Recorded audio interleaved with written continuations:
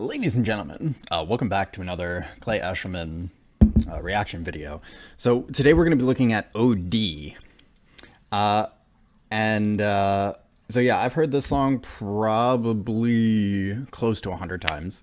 But I've never seen the playthrough. So, yep. We're going to take a look at it and see what happens. All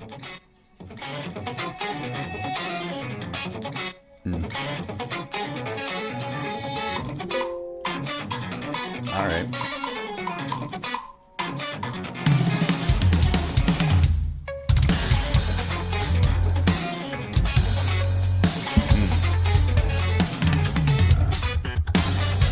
All right, sorry, I know. What, like 23 seconds in and I already have to stop. Okay, so we have the original version with the music video pulled up in addition to the drum playthrough. So let's just listen real quick and see what this...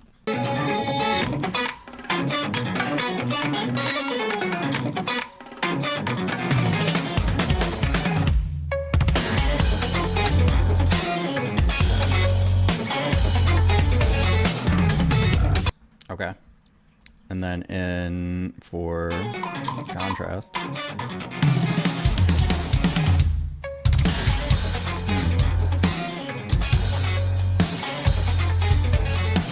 So I'm not sure what it is, but there sounds like there's more. I guess it's probably just the acoustics of the recording, you know, the recording room. But it sounds like it's a little bit more open, and it sounds like there's a little bit more, almost like sustain from the sound of the drums. I'm gonna see if I can point out exactly what I mean.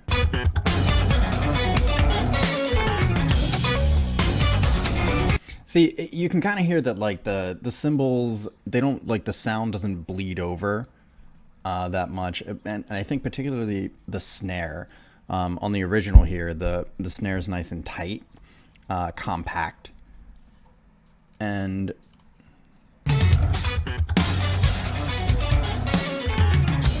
maybe it's the toms. There's something. There's a whole lot more like bass, I think, and fullness.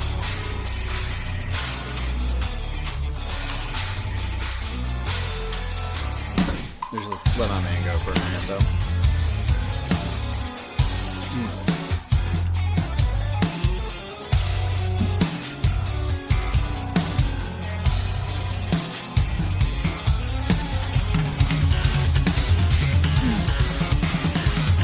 Yeah, you just make that look easy. Okay.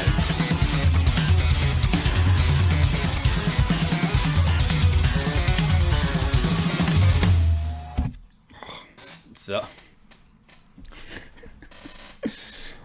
he's just like, you know, one of the marks of a master is that they really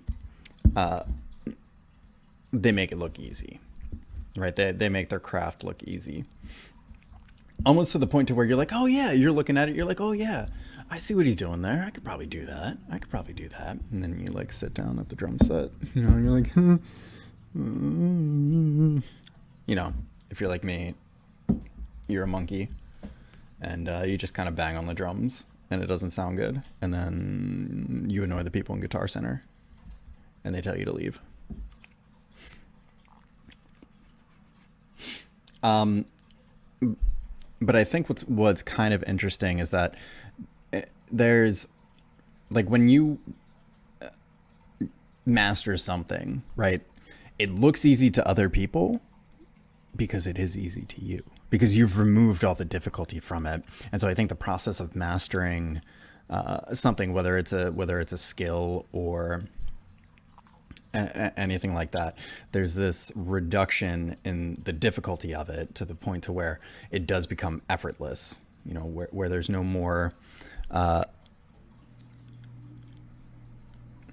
where you don't need to pay so much attention to the details, right? And so you can take a step back and look at the whole thing from a more broad perspective. And actually, I think a little bit deeper than that is that if you can train yourself into that broader perspective before you've mastered whatever it is that you're working on, like if you're, say, I play guitar a little bit. So say if when I'm working on learning, I don't learn other people's music that much, but when I, every once in a while, I'm like, oh, I like that. I want to figure out what it is.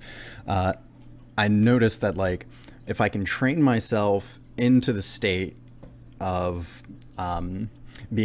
taking a more like a bird's eye view of the whole thing, rather than being so concerned with each individual note and making sure that I'm playing what I'm supposed to be playing with the rhythm that it's supposed to be in, this, that, and the other, then the development happens quicker. It happens quicker, and it's more enjoyable. So it leads to mastery faster, in my experience. And I think that's because you're not adding any extra difficulty to it, right? If the idea of becoming a master is to remove the difficulty, then one of the best things that you can do is be very aware of when you're making something harder than it is. So that was the point. Let's keep going.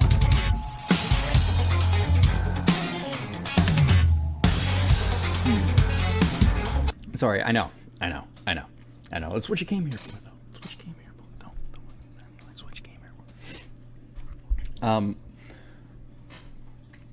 It's just like little. It's so and it's almost like uniquely him, right? These, like, you can really hear the silence in his playing, and it gives this remarkable sense of contrast with what the rest of the band is doing, right? And contrast is the first rule of art. Let's see, because there was that nice little drum fill. Ooh, bass work though. That right there. Just a little ticka-ticka, right? And how it lines up so cleanly with the melody from the guitar, right? He's not overplaying, and yet it somehow like it just you know what I mean? You know what I mean?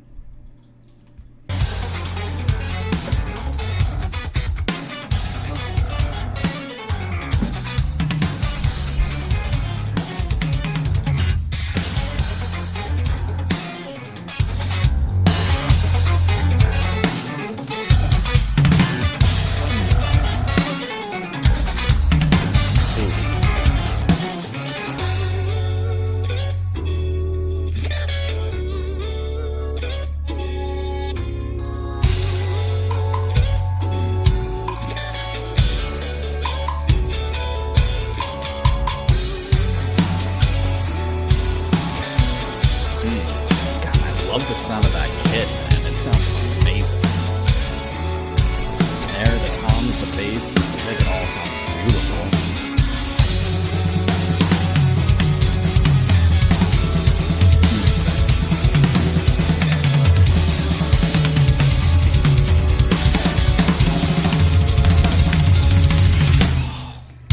Yeah, nah, you can't do that. You can't.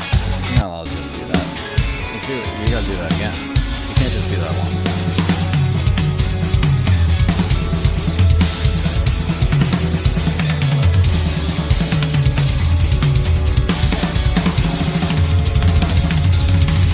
Oh my god. Like the precision. Are you kidding? Every single note, every single note has a place, every single note has a purpose, every single note serves a function. He's not playing at that. He's not playing just to play, right? He's got like this exceptional repertoire of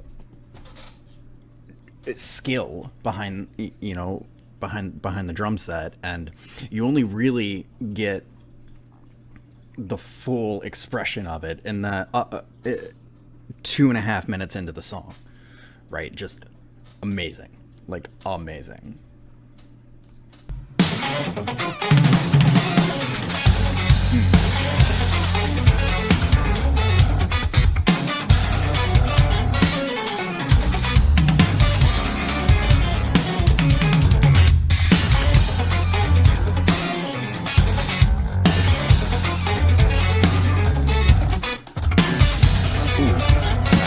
hold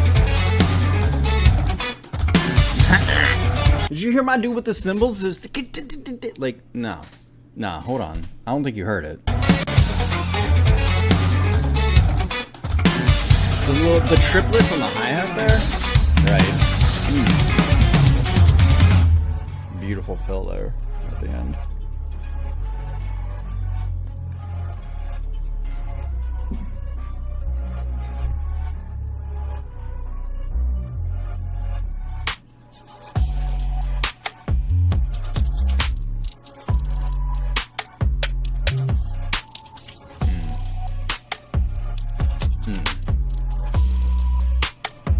Wow.